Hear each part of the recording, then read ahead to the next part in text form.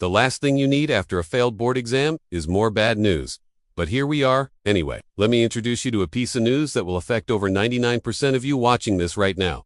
This news is going to change your life forever. And if you don't believe me, stick around till the end of this video. Ready? Here it is. After graduation, you will have emotional baggage.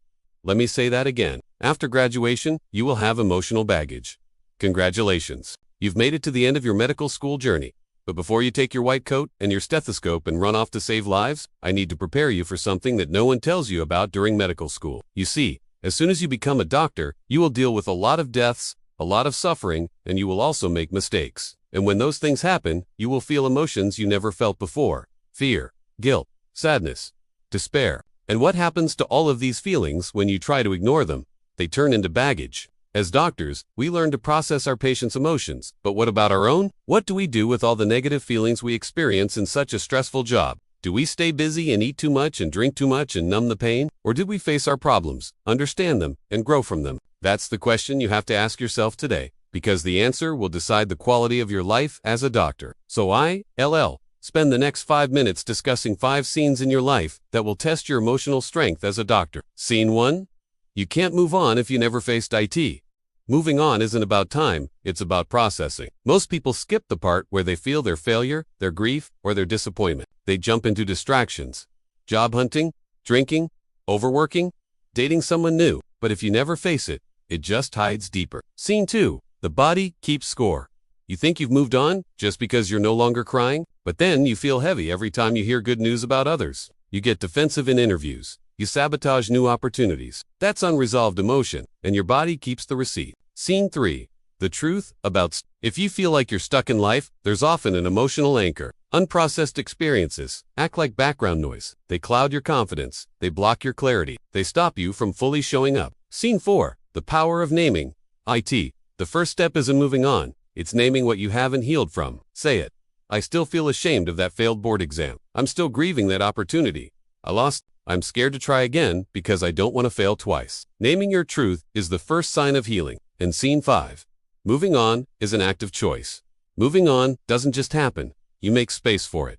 And yes, it's painful. But every time you sit with your truth, instead of running from it, you reclaim power. After graduation, there will be a lot of obstacles in your way. As you know, there will be some exams you might fail, relationships you may lose, opportunities that slip through your fingers. And whenever these things happen, you will feel different emotions.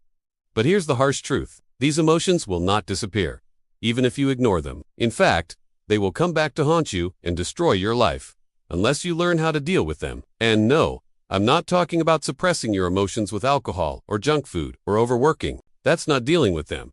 That's escaping from them. When you're trying to escape from your problems, you think you're being smart, but you're only fooling yourself. Because as the great author Paulo Coelho once said, problems don't disappear when we ignore them. They just get worse. So let me ask you something. How many of you have tried to escape from your problems by throwing yourselves into work, or partying, or dating? How many of you thought that if you just distracted yourselves long enough, your problems would eventually go away? Come on, be honest.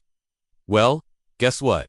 It doesn't work. Your problems don't just magically vanish. In fact, they tend to come back and bite you in the butt at the most inconvenient time possible. So let me share a story with you. When I was in my 3rd year of medical school, I was so stressed out. There were so many things competing for my attention. I had to study for exams, complete clinical rotations, and also find time for my personal life. I remember feeling like there weren't enough hours in the day to get everything done. And that's when I started to neglect my health. I stopped eating healthy foods and started living on junk food. I skipped workouts and spent most of my time studying.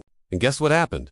I got sick. I developed a fever, body aches, and I couldn't focus on anything. It was the worst week of my life. And looking back, I realized that I had been ignoring warning signs for a long time. My body was trying to tell me that I needed to take a break, but I was too stubborn to listen. I thought I could keep pushing myself harder and harder without any consequences. But I was wrong. I had to learn the hard way that taking care of my health is not a luxury.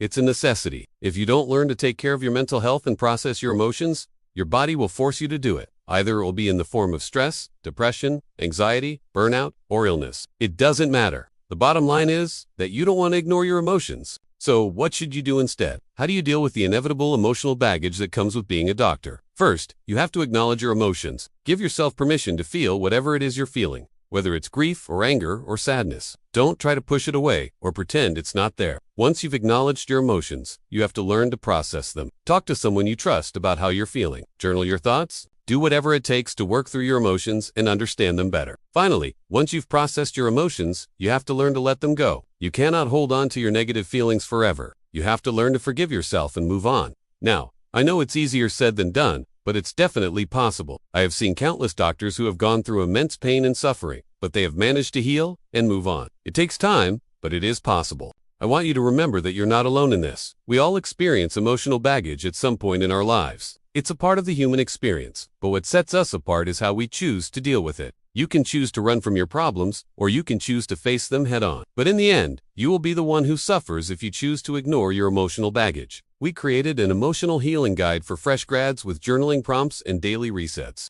We send it to everyone who signs up for our newsletter. Sign up now, for free, at the website below. I hope you found this video helpful. If you did, please hit the like button and subscribe for more videos just like this one. And hey, if you're still watching, write the word doctor in the comments. It's the only word you have to write. It doesn't matter if you're a doctor or medical student. If you're watching this video, it means you're on a journey to becoming a healer.